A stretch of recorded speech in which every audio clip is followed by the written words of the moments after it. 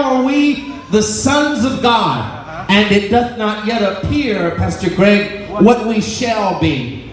But we know that when he shall appear, we shall be like him. Why? For we shall see him as he is. So, the text summary, Brother Peter, goes as follows. There was a group of people that brought a certain blind man to Jesus, Sister Cindy.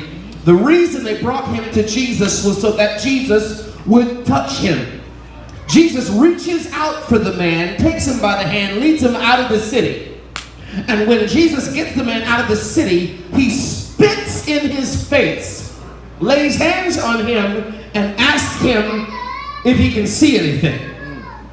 The man looks up and replies by saying, I see men as trees walking. Jesus lays hands on him again, and the man saw every man clearly. You missed it. I saw it go past you. One more time. There was a blind fella in the land of Bethsaida, and a group of people brought him to Jesus. The reason they brought him to Jesus was so that Jesus would touch him. So Jesus reached out for the man, grabbed him, and led him out of the city.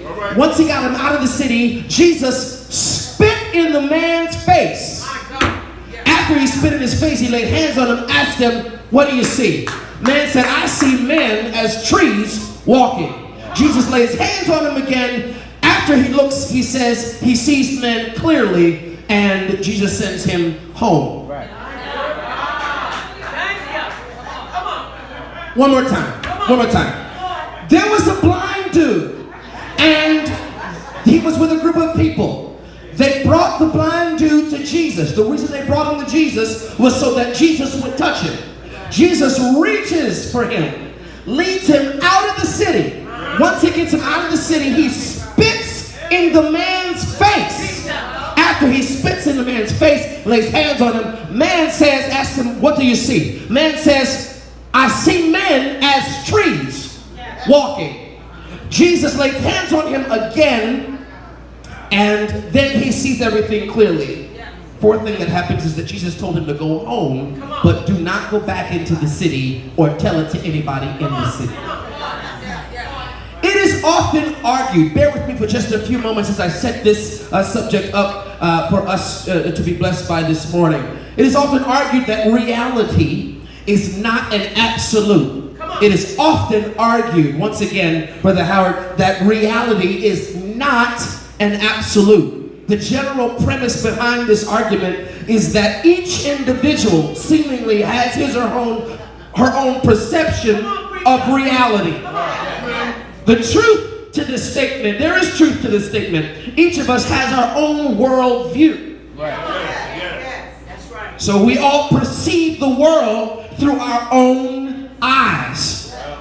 And that is, we view the world through lenses shaped by our own experiences, with what we are exposed to, our history, if you will. So that being said, it can also be argued that it is our history that brings us to where we are in life, and that it is where we are in life that influences our perception of reality. Are y'all with me this morning? So the real argument of the postmodern thought is this: my perception is my reality. Because reality, or at least the perception of it, changes from person to person. And this seems to be a representation of postmodern thought. I'm not going to be long before you. I just want y'all to stay with me real quick, because I want to kind of deal with something that we have to deal with in 2018, which is postmodern thought, or postmodernity. So the fact of the matter is, let me just say this. However, though everyone may perceive reality differently, Crystal, perhaps the following thought is worthy of acceptance. Reality couldn't care less about your perception. Oh Lord. I said reality could not care less about your perception. The fact of the matter is, Sister Carla, reality does not change to adapt to our personal viewpoints. It is what it reality is fact. Reality is truth. At the same time, reality is not always known, at least in totality. And that is where we begin to make the mistake of relying on our own perception, our own viewpoints, our own inferences from our own histories. And we begin to substitute our history for the portions of reality that remain unknown to us. All right. Can I say it again? We take our own history, our own experiences, we take what we think we know, and we replace it with the parts of reality that we are not able to explain. At the same, oh Lord, I feel that they're trying to help me this morning. So I want you to understand today that we as true Christian believers can't really be all the way for postmodern thought. Right. Because the truth is the truth. Right. We gotta walk in truth. Right. Let me get back here behind the desk. Peter, you gotta keep me in. All right. Here it is. At the same time, reality is not known in totality. And this is where we begin to make the mistake of relying on our own perception, and we begin to substitute these inferences for the portion of reality that remain unknown. Bishop Marvin Sapp said it like this. It blew my mind the last time that I heard him speak on this subject. He said, while reality is a fixed factor in the equation of life, perception of reality is a variable. Right.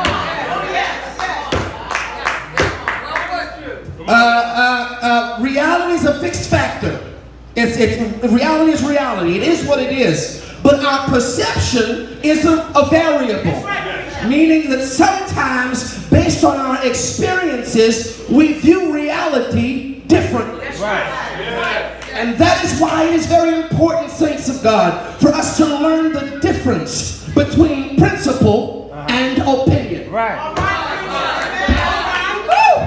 The most significant aspect about a principle is that it can neither be created, right. It cannot be changed, right. It cannot be altered. Right. A principle is the essence of reality. I can't help myself this morning. You're gonna have to help me this morning. It is what it is, and it is up to us to discover it as individuals. So principles unlock the doors to truth. Right. Principles cannot be created. Principles cannot be made up. Principles can only be discovered. Right. Woo! And the problem arises when people refuse to accept the reality that principles can only be discovered, and we refuse to accept that reality. We end up making it up in our minds that we can create our own principles. Right. And therefore make up our own reality. It is the postmodern way of thinking that can lead to disastrous circumstances and major error. We've got to be careful. Look at your neighbor, tell them, be careful. If we do it in our own personal lives, we'll do it in the kingdom of God. This is a big part of the problem that we have with the 21st century church. All right. Y'all gonna get quiet on me? All right. This is the problem we have with the 21st century church. People are choosing to try and create their own principles rather than do the life work of discovering biblical principles, real kingdom principles that cannot be altered. God's problem with many of us is that we have developed perceptions of Him that are not reality. Y'all gonna make me holler in here. Y'all better help me preach this. I said God's problem with us is that our perception of Him is a perception that is not tapped into the reality of who He is. We have allowed the world to frame or shape who God is in our eyes instead of establishing for ourselves in the Word of God that gives us all the information that is necessary to understand who God is. God is saying, you let your community shape who I am in your eyes. You let your culture shape who I am in your media and television and your friends and the like are the gateway to knowing who God is. Thank you, Jesus. Many of us have allowed ourselves to be seduced into embracing what the world is offering us about our God. I know this don't sound like it's a shouting message, but I feel like I'm trying to help somebody in the room. God is saying, you let all of these other outside entities influence your perception of me. And now you're looking at me as somebody that I'm not. Right. You're expecting things from me that I never promised you. You're expecting me to fix circumstances that I told you to fix. Right.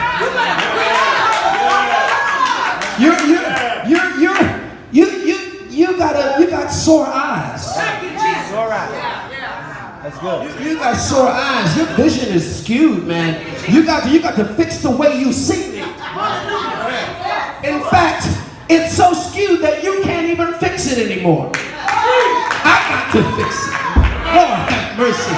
You're blind in your walk with me, and I'm getting ready to touch you so that you can see me for who I am. I want to show you me, but your eyes are sore. I want to show you you, but your eyes are sore. You can't even understand who you are fully because you can't see me for who I am. Yeah, many of us have allowed ourselves to be seduced into embracing what the world is offering us about our God. And this may be because we have become lazy in our pursuit to discover the principles of God. I feel like preaching. By opening up the book and rightly dividing the word of truth, Pastor Austin. Woo! Lord have mercy. Look at you there, tell him you got to stop being lazy. You got to pursue God through His Word. So we're finding ourselves in the position where the church is losing its power. We're important, but we're impotent. You got a title, but you can't cast out a demon. You got a title, but you ain't delivered yourself. That's all right. You can be quiet. God is saying He's frustrated with our perception of Him. And to do that, He has to adjust our vision. Enough of us seeing God the way we desire to see Him. God says, I want you to begin to see me the way I desire to be seen. Sight for sore eyes. Sight for sore eyes. 11:48. Let's talk about the season and the process by which the Lord desires to adjust our vision. That leads us, Bishop, to our text. Figures in the text. Figures in the text. Three major figures in the text this morning. One, the man Jesus. Yes. Aren't you glad that even throughout this story, which represents your life, that there is a figure, and that number one figure is Jesus. You don't have to depend on yourself to get this thing out of this thing. You don't have to depend on your friends to get out of this thing. You don't have to depend on a community or your culture to get out of this thing, to get out of your blindness. The man Jesus has stepped into the circumstance. Has made his way into your Bethsaida. The second figure is a man who is not defined by his name. Right. We don't know his name. He is only defined by his condition.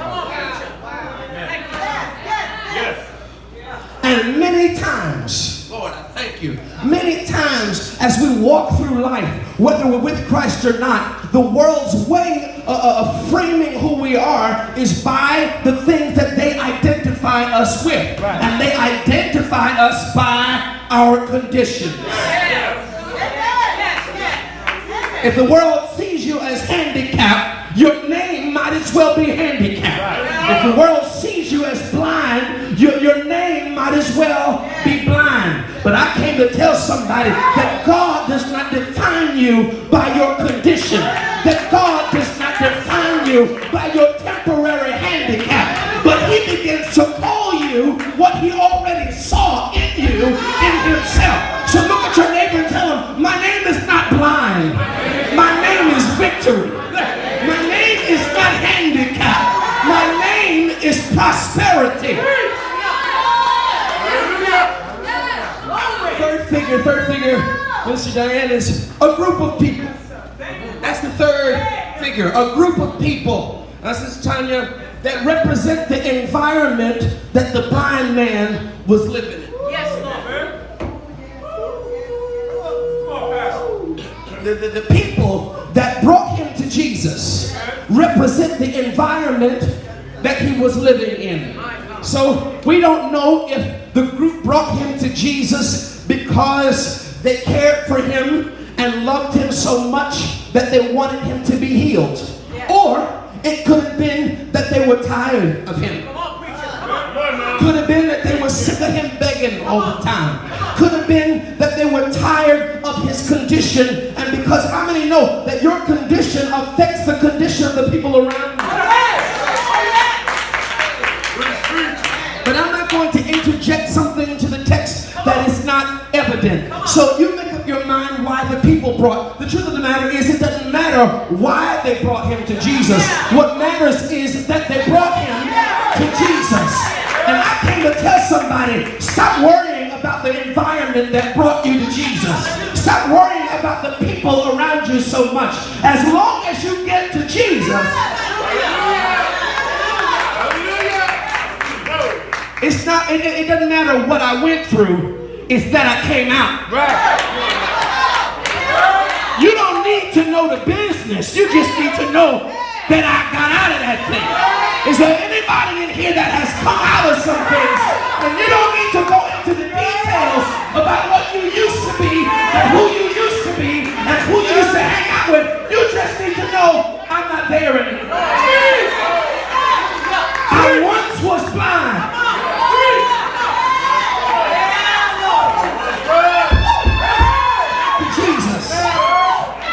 Jesus.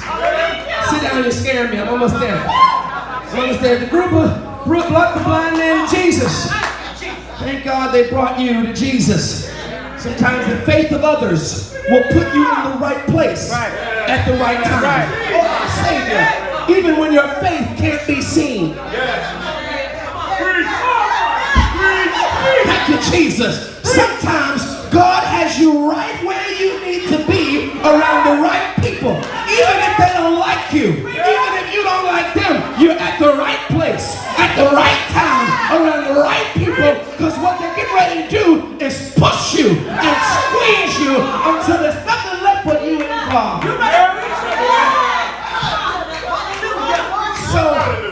So here it is. They brought him to Jesus. Why did they bring him to Jesus? They brought him to Jesus. Why? So that Jesus would touch him. Right. They heard about the touch of Jesus. Right. His reputation preceded him. I feel like preaching this thing. And Jesus came into Bethsaida. There is no other story of him healing anybody else immediately in the area. Right. He came to Bethsaida for this blind man. Right. He hadn't met him yet, but he came into the city just for this blind man.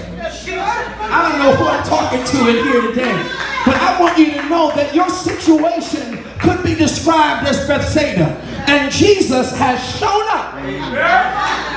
Y'all don't know when to praise him. I said Jesus has shown up in your Bethsaida, in your situation. And he didn't come for the group. He didn't come for anybody else. He came for you. The man that you've been hearing about is here. And he did my shot. And he's here for you. So before you begin to get discouraged at your environment or the atmosphere that you are surrounded with, realize that it is this surrounding that is getting ready to propel you toward your destiny. Clap your hands, give God praise. So they brought him to Jesus. They brought him to Jesus so that Jesus would touch him. There are 3 touches in the text. 3 touches, Pastor Victoria. 3 touches in the text. The first touch is a touch of compassion. The second touch is a touch of revelation. And the third touch is a touch of application. Can I say that again? A touch of compassion, a touch of revelation, and a touch of application. Let's deal with the very first touch. Jesus reached for him. The people brought this man who was defined by his condition to Jesus so that he would touch him. When Jesus reaches for him, the man cannot see. So the first touch is not a touch of healing. Let me rephrase that, because it is a touch of healing, but it's not a touch where healing is made manifest where we could see it. But he begins to heal the man emotionally. Why? How do I know this? Because the text says that Jesus reached. I don't know who it is in this room today that feels by yourself, that feels alone in your circumstance, that feels alienated by your handicap. I came to tell somebody that Jesus is reaching for you. That in the middle of your circumstance, in the middle of your situation, Jesus has reached for you. So here's what happens. Jesus reaches for the blind man, and what does he do? Leads him out of the city. He doesn't immediately touch the man and say, be made whole, your sins are forgiven. He doesn't do anything. He doesn't say anything. Jesus takes the man by the hand and leads him out of the city. Y'all missed that. They brought the blind man to Jesus. Jesus reached for him and led him out of the city. Brought the blind man, defined by his condition. The group brought him to Jesus. Jesus reaches, takes him by the hand, and gets him away from the people. You're worried about your circumstance, but God is worried. You're worried about your condition, but God is worried about your circumstance. Yeah, that's the right way to say that. You're blinded by your condition, and Jesus says, I can handle the blindness, but you can't handle the circumstance. Even though you're blind, you're distracted. You can't see, but you're surrounded by people that you have become dependent upon. And God is saying, I need to get you away from the people that brought you to me. I need to get you away from the environment that led you to me in the first place. Because they got you to me, and that's all they needed to do. But now I need to get you away from them. Before I heal you, before I restore your sight, I don't want you to see them. I want you to see me. Check it. He gets the man out of Bethsaida. I'm excited in the text now. Oh yeah. He even got him out of Bethsaida. He getting ready to heal this man. And what does Jesus do? As soon as he gets him out of the city, he spits in his face. Come on. Now, if you really dig into this text real quick, and you put yourself in the text, you know I like to put myself right in the text. If that was me, wait up, hold up, hold up. I'm already handicapped. You're gonna get me. You're gonna wait. You're gonna spit in my face, and now I'm gonna spit. I'm depending on you for a miracle, and you're gonna spit in my face. And now you're going to spit in my face. You're going to wait till we get out of the city to spit in my face? You're going to wait till my crew ain't around? See, because the crew could have blocked the spit from reaching him. Or the crew could have pulled him out of the way.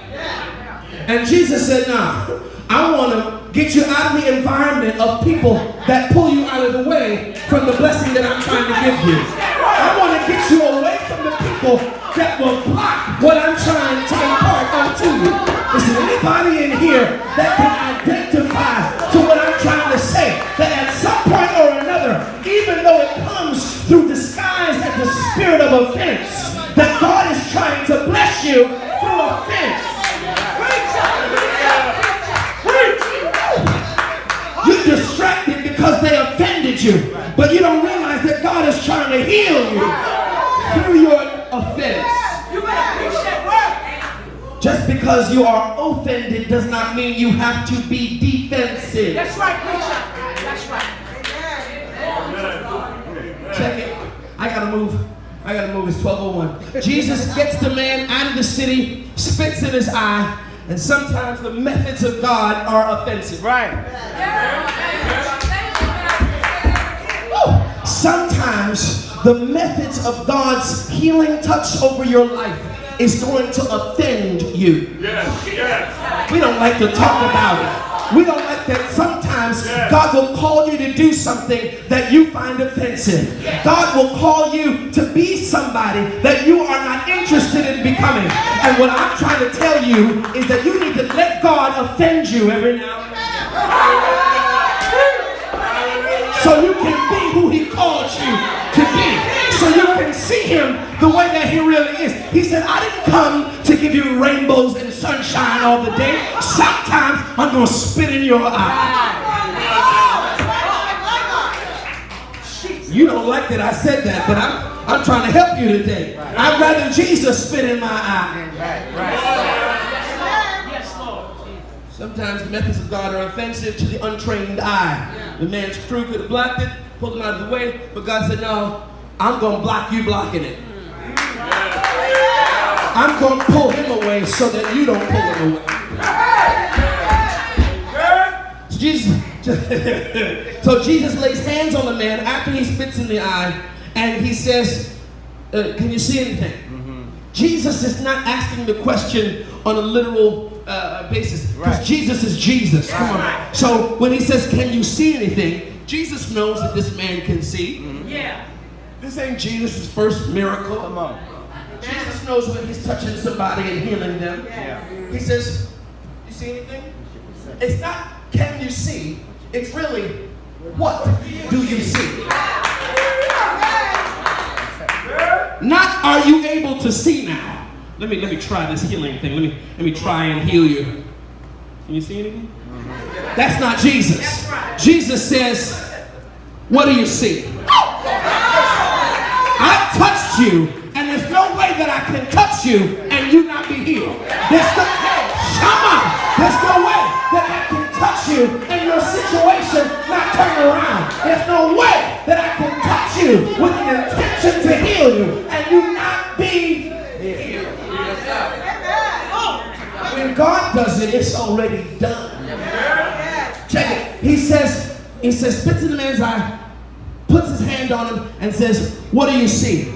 The man says, I see men as trees walking. Many preachers will argue with you that this is the first portion of healing.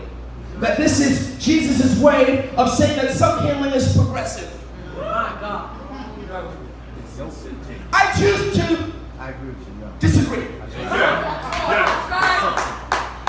God does not need to give you progressive healing. It happens sometimes, but it's not his intention in the text to progressively heal us. This is a touch of revelation. I feel like preaching here.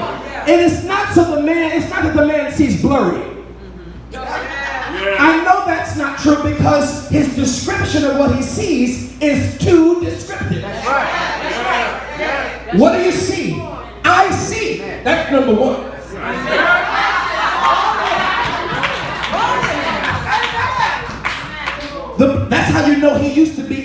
see. Right.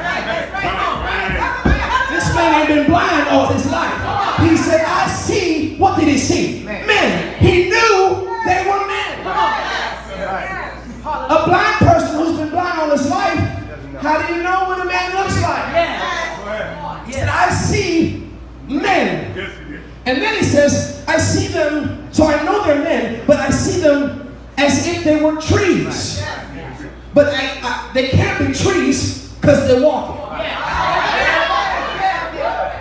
So, this is how I know this is a touch of revelation. This is Jesus trying to reveal to this man who he is supposed to be. That's right. That's right. Hallelujah. Oh! Anytime that you see plant life in the Bible related to men, it is about establishing. It is about God setting you up and establishing your going, establishing your coming, establishing your family, establishing your ministry. God says to the man, what do you see? The man says, I see men as trees walking. I didn't make that up. You can find it throughout your Bible. For instance, Psalm number 1, blessed is the man that walketh not in the counsel of the ungodly, nor standeth in the way of sinners, nor sitteth in the seat of the scornful. His delight is in the law of the Lord, and in his law does he meditate day and night. And he shall be like a planted by the rivers of water. I see men as trees walking. So God says, I'm trying to establish you. I need to get you out of the environment that holds you back. I need to get you out of the environment of the people that you lean on for comfort. Out of the environment of the people that you depend upon. I don't want you depending on them anymore. I want to bring you out of that environment. I want to show you who you're supposed to be. And then, once I know that you know what you're supposed to be, now I can give you a touch of application. God will prophesy to you and then bring you back to reality. Woo! That's why whenever we get a prophetic word, almost immediately there's trouble in the way. Because he wants you to understand. He don't want you to, the prophet says, oh, there's money coming. There's a husband coming. There's a car coming. There's a house coming. And then you walk out and you're like, oh, I'm getting ready to get a house. Oh, I'm getting ready to get a car. Oh, I'm getting ready to get a husband. Hey, I'm getting ready to get a wife. And then you don't run into any trouble. God says, no. I want you to understand what you need to work toward. That's right. That's right. That's right. So if that's progressive healing, I'll take it. Come on. Show me who I'm supposed to be, and then show me where I am in relation to where I'm supposed to be, so that I know how to get there. I'm finished. It wasn't that the man wasn't completely healed. His response to Jesus was too specific. So we know that he saw men. We know that he saw them as trees, and we know that he saw them walking. How the touch of practical application. I show you where I want you to be. Now I show you where you will be, where you are. Now let me allow you to see where you are so that you can find your way to where you're supposed to be. Now you would think that I came to preach to you about the touch of compassion. You would think I came to preach to you about the touch of revelation. You would think that I came to preach to you about the touch of application. I really came to preach to you the very last verse of our text. Look at what he says in the text. Verse 26. And he sent him away to his house. Another clue that this man was not always blind. He said, go home. How does he know where home is? Come on. He says, go home, but don't go into the town or tell it to anybody in the town. I'm finished. This is what I came to tell you. God is trying to tell you, go home, but don't go back.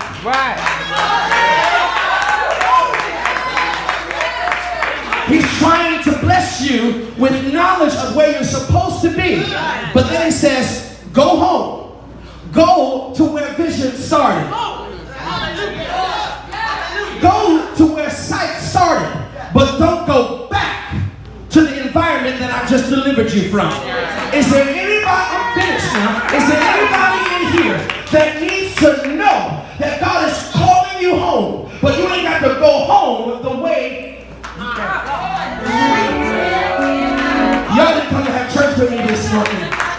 Here on the 34th anniversary of my pastor, I came to tell somebody in this room that even though your eyes have been sore, even though you haven't been able to see who God wants you to be, even though you haven't been able to see God for who He truly is in your life, God says, I'm getting ready to reach for you. And after I reach for you, I'm going to lead you away from that which keeps you blind. And after I lead you away from that which keeps you blind, I'm going to offend you in some kinds of ways, but I'm going to heal your body. I'm going to heal your mind.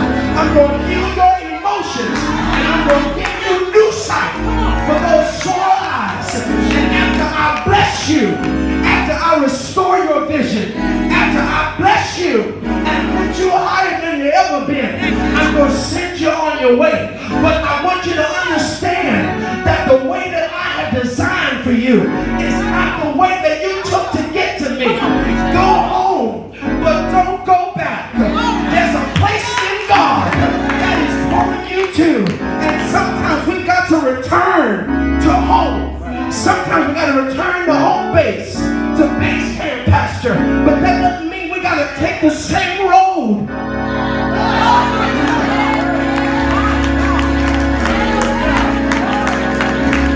God is delivering you from relationships that are no good for you. Good. And here's the thing, He blesses you with revelation, and now He's saying, go home, but don't go back. You don't got to go meet Him at the diner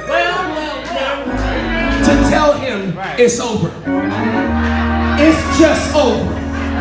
Take your tail home.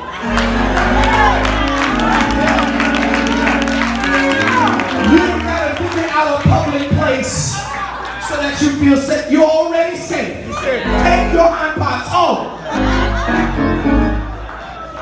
You don't have to go back to some of those same places and save anybody. Right. Listen, man. Listen. The biggest mistake that we can make sometimes is trying to go back and bring people with us. You would think this man, if anybody was going to be able to be an evangelist investigator, it would be this blind man who used to be blind but now can see. God said, no, I delivered you from blindness, not so that you can go back and testify, but so that you can go home and be who I called you to be. I'll take care of that sin. Every time God heals you, doesn't mean you're supposed to be an evangelist. That's right. Every time God touches you, doesn't mean you're supposed to go be a missionary. Take your tail home and don't go back. Stand to your feet, everybody.